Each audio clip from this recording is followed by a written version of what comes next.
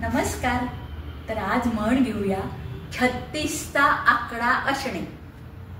अर्थ अगदी सोपा आहे. 36 म्हणजे काय? 3 आणि 6.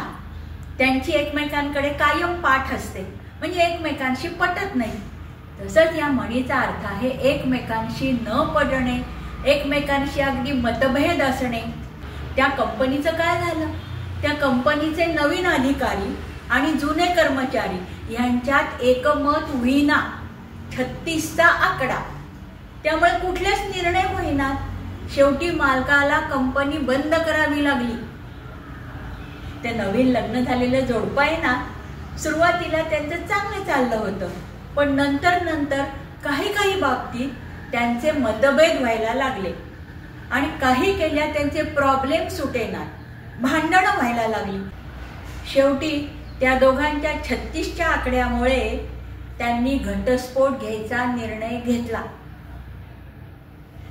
त्या दोन पॉलिटिकल पार्टी आहेत ना, एकमेकांवर सतत कुरघोडी करत असतात. 36चा आकडा. त्यामुळे ह्याचं काय चुकतंय, त्याचं काय चुकतंय, लगेच सोशल मीडियाला बाईट द्या. एकमेकांमध्ये सततच कुरघोडी करत राहिले. उदाहरण आवडलं तर लाईक, शेअर, सबस्क्राईब करा.